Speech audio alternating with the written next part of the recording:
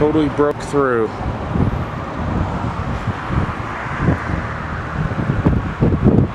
Last week there was no water down in here.